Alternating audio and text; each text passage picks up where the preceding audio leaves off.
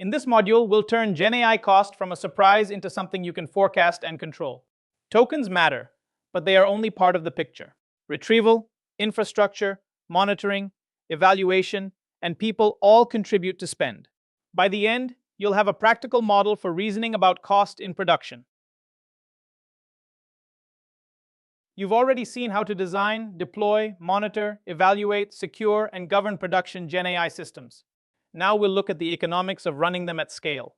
Cost optimization connects those earlier decisions to real spend, from architecture and reliability to security, governance, and day-to-day operations. In production, LLM cost is not like buying a fixed server. It changes with usage and design. Every request, prompt, retrieve document, retry, and model choice can add tokens. Choices that seem harmless in testing can become expensive at scale. But the answer is not simply to cut tokens. Teams still need quality, safety, latency, reliability, and compliance. Token economics gives product, engineering, SRE, and finance a shared language for trade-offs. Cost equals architecture, times usage, times operations. LLM cost starts with tokens, but not all tokens behave the same way. Input tokens are everything you send: prompts, retrieved context, examples, tool definitions, and prior chat history. Output tokens are what the model generates, and they are often priced higher because generation consumes more compute. The context window sets the ceiling for what can fit in one request. Larger windows enable richer tasks, but they also make accidental overuse easier. Pricing also depends on the provider tier, including model choice, latency, batch discounts, reserved capacity, and contract terms. Think of an LLM request as a bundle, not just a question.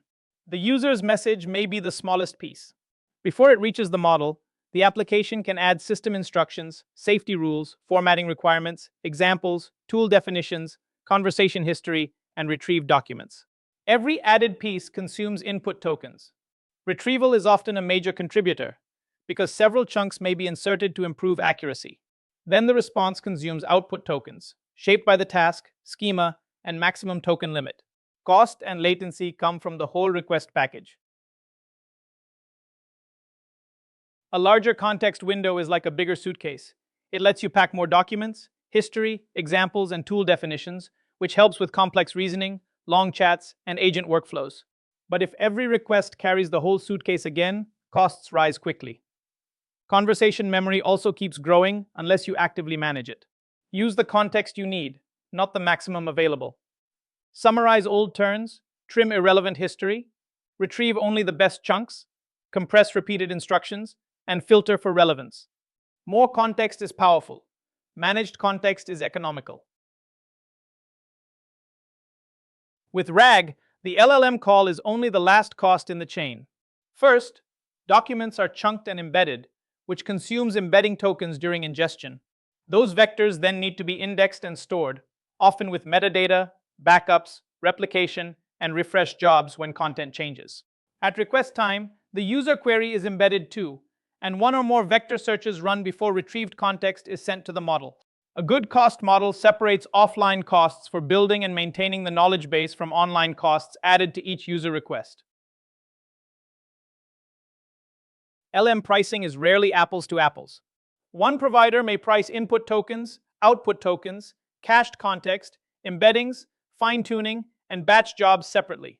Another may bundle some of that into a hosted endpoint or enterprise agreement. Deployment choice matters just as much.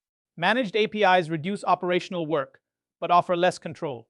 Self-hosted open models can improve control, while shifting cost into GPUs, monitoring, scaling, and staff time. The right comparison is total operating value, not sticker price. Include latency, reliability, support, security, compliance, data residency, and committed spend discounts before choosing a model strategy.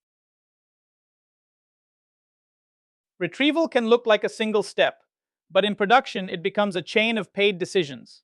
A user request may be rewritten into several queries, each requiring embeddings and search. Vector lookup, keyword search, filtering, and merging all consume database and compute resources. Reranking can improve relevance, but may add another model call before anything reaches the LLM. Finally, every selected chunk increases prompt size, so a higher top K raises token cost. Measure each stage against the quality gain it actually delivers. Observability is non-negotiable for GenAI systems, but traces can become a cost driver of their own. A single request may capture the prompt, completion, token counts, latency, retrieval context, tool calls, safety checks, and feedback. Multiply that by production traffic, and storage grows fast. Full payload logging also creates privacy and compliance exposure, because prompts and outputs may contain sensitive data. The point is not to log less blindly, it is to log intentionally. Use sampling for volume, redaction for sensitive fields, aggregation for trends, and retention tiers, so detailed traces are kept only as long as they are truly useful. Cost control does not stop at the main LLM call. Production systems often add evaluations, moderation, safety checks, and policy guardrails around every response. Some controls should run continuously, such as PII scanning or basic moderation. Others can be sampled, such as hallucination checks or jailbreak detection. Full regression suites, red team tests, and LLM as judge reviews are usually better offline or batch run because they can multiply token usage quickly. The design question is, which controls must run always, which can run sometimes, and which belong in scheduled evaluation pipelines. Reliability is not free. A timeout may trigger a retry, and if that retry resends the full prompt and context, you may have paid twice before the user sees anything. Failed requests can also be billable when the model has already processed input or produced partial output. Agents amplify this problem because one failure can cause more planning, tool calls, and recovery loops.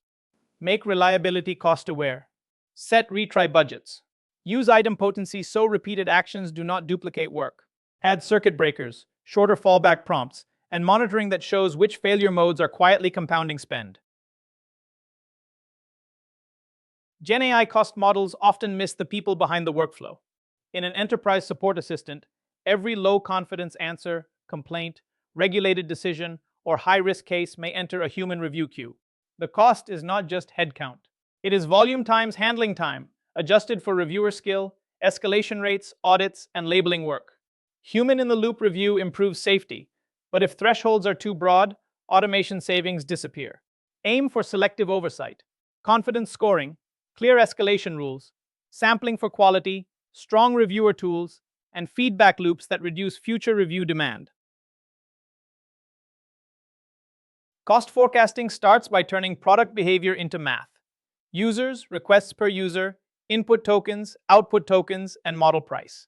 For RAG systems, add embeddings, retrieval, re-ranking, vector storage, and the extra context sent back to the model.